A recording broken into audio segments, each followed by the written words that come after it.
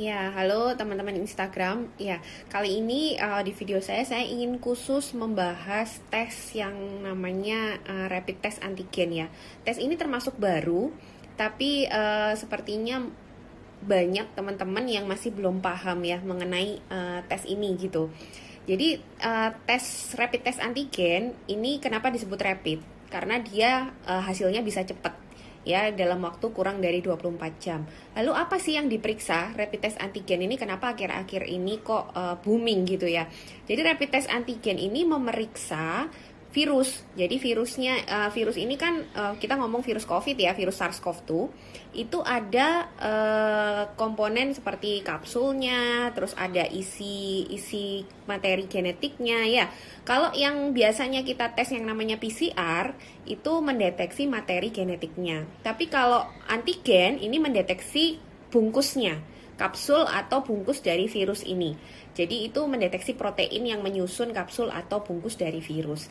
Kenapa kok lebih bagus? Ya dibanding rapid test antibody yang dulu itu kan mengecek antibody ya, bukan mengecek virusnya. Tapi kalau ini bisa mendeteksi virus juga.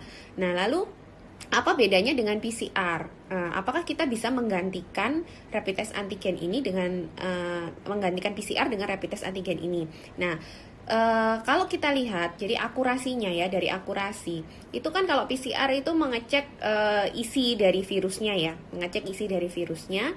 Kalau yang rapid test antigen dia mengecek keluarnya bungkusnya.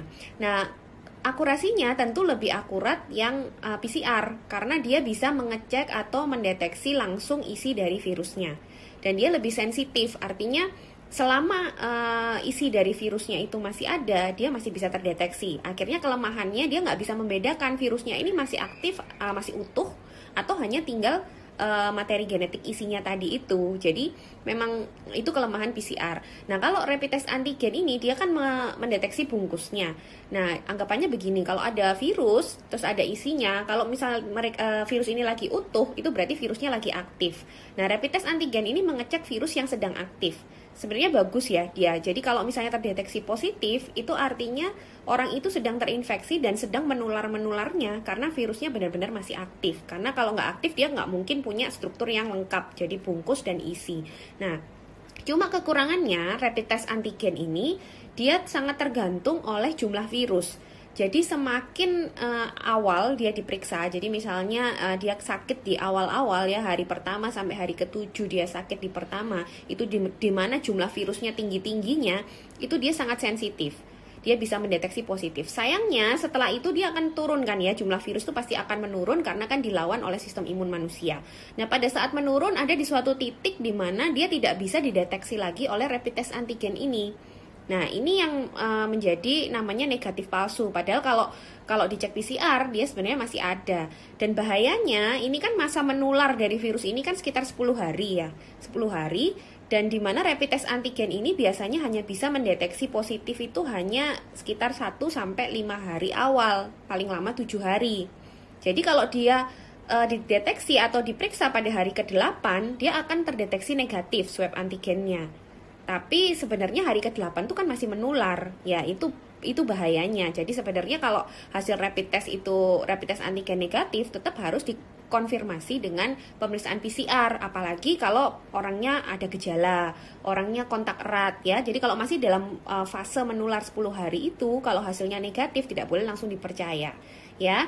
Terus ada juga yang bingung nih, swab itu sekarang ada dua ya. Jadi ada swab antigen dan ada swab PCR. Yang biasanya dulu kita tuh swab PCR, tapi sama, tempat pengambilannya juga sama, swab di hidung dan mulut. Kalau antigen itu juga menggunakan swab. Jadi kalau misalnya kita ngomong swab sekarang harus ditanyakan lagi, ini swab apa? Swab antigen kah atau swab PCR kah? Nah, yang sering saya lihat di sini kesalahan orang-orang itu swab antigen ini dipakai untuk evaluasi kesembuhan.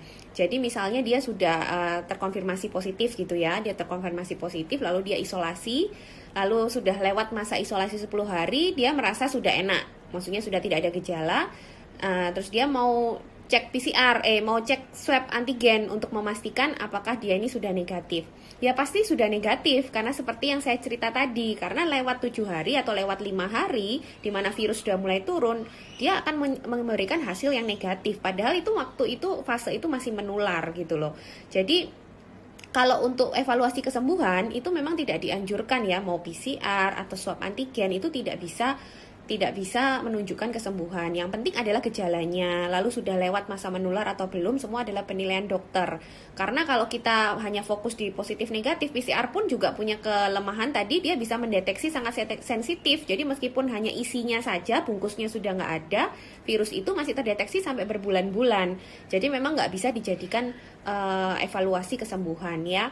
Mungkin itu yang mau saya bagikan, karena saya lihat akhir-akhir ini orang menggantikan PCR dengan rapid test antigen. Sedangkan rapid test antigen ini penggunaannya, indikasinya hanya di fase-fase awal aja. Jadi dia nggak bisa digunakan untuk evaluasi, dan dia juga tidak bisa menggantikan PCR. Artinya kalau dia negatif, ya harus disesuaikan kondisi yang lain. Kalau kondisi yang lain mencurigakan, ada kontak erat, ada gejala, ya harus tetap dilanjutkan pemeriksaan konfirmasi PCR. Oh ya, ada lagi, kadang itu ada orang bingung, hasil swab antigennya positif tapi PCR-nya negatif.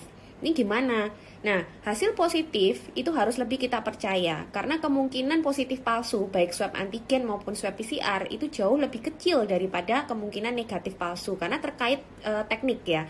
Jadi kalau ada hasil positif dan negatif, kita harus percaya yang positif. Apalagi kalau misalnya tadi itu ada kontak erat, ada gejala, jadi harus tetap kita anggap yang positif. Itu lebih aman, jadi harus langsung isolasi. Bahkan kriteria WHO yang terbaru itu sebenarnya sudah menjadikan swab antigen ini sebagai diagnosis. Jadi kalau sudah positif nggak perlu PCR lagi, dianggap memang dia orang terkonfirmasi. Cuman belum diadaptasi oleh Kemenkes ini. Artinya swab antigen ini sangat spesifik. Jadi kalau positif ya hampir pasti 99-100% dia ini memang COVID dan harus langsung isolasi karena fasenya sangat menular. Dimana kalau terdeteksi dengan swab antigen artinya virusnya masih utuh tadi itu ya. Kalau utuh berarti dia masih aktif. Beda dengan PCR ya.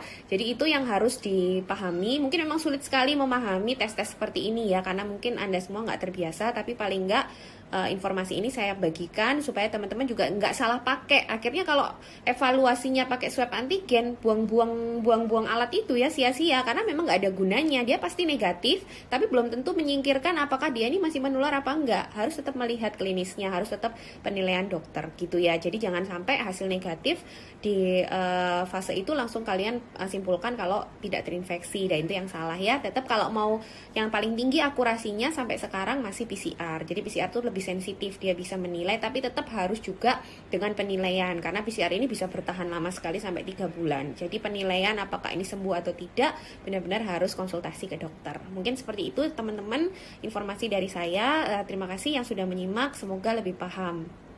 Terima kasih.